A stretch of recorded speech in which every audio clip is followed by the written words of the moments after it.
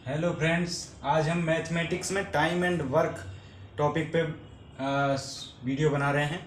तो जिसमें एक सवाल है, इस सवाल के सहारे हम जो है सारे इसके जो है कॉन्सेप्ट समझेंगे। तो पहला ये सवाल है कि ए और बी किसी काम को क्रमशः 10 और 12 दिन में कर सकते हैं। ए और बी ने साथ मिलकर काम करना शुरू किया, लेकिन 3 दिन बाद ए ने काम छोड़ दिया है और बाकी का जो बचा हुआ काम पूरा कर रहा है वो कौन है? बी। यानी बी ने शुरू से लेकर और अंत तक काम किया, जब तक काम खत्म नहीं हुआ है तब तक बी ने काम किया है। तो ए ने जो है काम किया है 10 दिन और बी ने काम किया है 12 दिन। तो टोटल वर्क निकालना पड़ेगा कि टोटल वर्क इन दोनों ने कितना किया है। तो टोटल वर्क निकालने के लिए एलसीएम लेते हैं, एलसीएम लेना पड़ता है। एलसीएम इसका कैसे लेते हैं? जो बड़ी संख्या है उसका 1 गुना करेंगे, 10 से डिवाइड हो रहा है नहीं हो रहा, जो छोटी संख्या उससे डिवाइड करके देखते हैं तो डिवाइड होता है तो वो एलसीएम होता है। तो 12 10 से डिवाइड नहीं होगा तो एलसीएम नहीं है 12। 2 गुना करके देखते हैं तो 24 आएगा, 24 भी 10 से डिवाइड नहीं होता है। 3 गुना करेंगे तो 36 आएगा, इसी तरह से 4 भी करेंगे तो 48 आएगा। 5 गुना करने पे 60 आएगा, 60 आएगा। 60 जो है 12 से भी डिवाइड हो रहा है और 10 से भी डिवाइड हो रहा है। तो जो 60 है वो इसका क्या है? एलसीएम। तो देखिए इस सवाल के सहारे हमने आपको एलसीएम करने की भी जो है ट्रिक बता दी है कि एलसीएम ऐसे किया जा सकता है बिना अलग से काम किए, उसी में सवाल में ही अलग से ना करके उसी में करके ऐसा एलसीएम निकाला जा सकता है।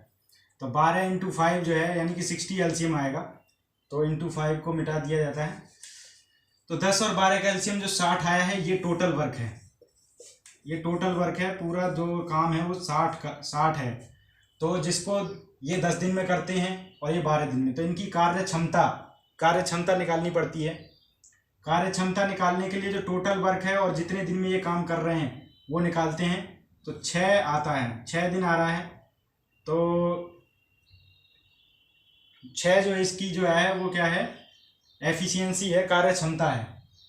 कार्य क्षमता का मतलब एक दिन में वो व्यक्ति जितना काम कर रहा है वो है उसकी कार्य क्षमता।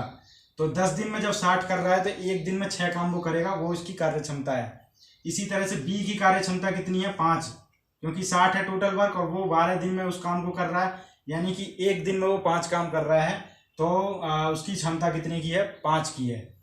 तो अब हमें निकालना है ए प्लस बी का निकालना है हमको कि दोनों ने मिलके एक साथ काम करना शुरू किया है और 3 दिन बाद ए ने काम छोड़ दिया है। तो काम को पूरा होने में कितना समय लगेगा? तो देखिए 6 एक दिन में वो जो है ए कितना काम कर रहा है? 6। ये इसकी एफिशिएंसी है, ये इसकी एफिशिएंसी है। तो ये जो है 6 दिन में कर रहा है, तो 3 दिन उसने किया है। यहाँ पे लिख रहा है कि 3 दिन तक ए ने काम किया है। तो 6 × 3 यानी कि ए का काम जो है कितना है?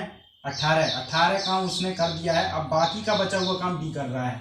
तो बी ने जो है, बी का काम है 60 में से 18 घटाने पे बचेगा 42। 42 काम अब जो बचा है वो बी पूरा करेगा। तो बी की क्षमता कितनी है? बी की क्षमता है 5 की। तो वो जो है 8 सही 2/5 दिन में बी जो है बाकी के काम को पूरा करेगा। तो जो 60 में से 18 वाला जो हिस्सा है वो ए का है, ए ने 3 दिन में उतना काम किया है। और बाकी का जो हिस्सा 42 बच रहा है वो बी का है, यानी बी ने शुरू से अंत तक में कितना काम किया है? 42 काम किए हैं। तो 42 काम किया और एक दिन की उसकी क्षमता कितनी की है? 5 की।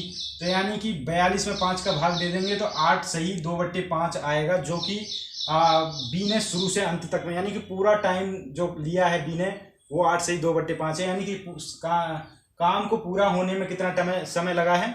8 सही 2/5 ही समय लगा, जितना बी ने टाइम लिया है, क्योंकि बी ने शुरू से लेकर अंत तक काम किया है। तो जितना बी ने समय लिया है उतना ही समय काम को पूरा होने में लगा है, क्योंकि ए ने तो केवल 3 दिन काम किया, उसके काम को माइनस कर देंगे। बाकी का काम जो बचा है वो बी ने किया और वो उसने शुरू से अंत तक किया है, उसने छोड़ा नहीं है बीच में। तो उसके काम के जितना टाइम आएगा, उसने जितने दिन में वो अपना काम किया है उतना ही दिन शुरू से लेके अंत तक में जो है ए और बी ने मिलके काम करने में उनको टाइम लगा है। तो ए और बी ने साथ मिलकर काम करना शुरू किया और 3 दिन बाद ए ने छोड़ दिया, और काम को पूरा होने में कितना समय लगा ये सवाल था। तो काम को पूरा होने में उतना ही समय लगेगा जितना बी को टाइम लगा, क्योंकि बी ने शुरू से लेकर अंत तक काम किया है। तो यहाँ पे हमने एफिशिएंसी कार्य क्षमता सीखी है निकालना। कार्य क्षमता कैसे निकलती है, जो टोटल वर्क रहता है, टोटल वर्क एलसीएम से आता है, जितना ए ने काम किया, जितना बी ने काम किया जितने दिन में, उसका एलसीएम लेंगे तो टोटल वर्क निकल के आएगा। टोटल वर्क में जितने दिन वो लगा रहे हैं, एक व्यक्ति जितने दिन लगा रहा है उसका भाग दे देंगे, तो वो एक दिन का जो काम आएगा वो उसकी क्षमता होगी। उस क्षमता के हिसाब से जो है सवाल में जैसा भी दिया रहेगा, 3 दिन दिया है तो 3 दिन की गुणा कर देंगे उस क्षमता में, तो यानी कि उसने 18 काम किए हैं 3 दिन में। फिर बाकी का बचा हुआ काम जो है बी ने किया है, तो वो जो बी ने पूरा काम किया है क्योंकि वो शुरू से अंत तक कर रहा है, तो जितना टाइम वो उसको लग रहा है वही उसका सवाल का भी आंसर वही होगा, क्योंकि उस सवाल ने भी पूछा है कि काम को पूरा होने में टोटल समय कितना लगा है, तो जितना बी को समय लगा उतना ही टोटल समय लगा है। तो इस तरीके से हम आशा करते हैं कि टाइम एंड वर्क के टॉपिक को आपने समझा होगा। धन्यवाद।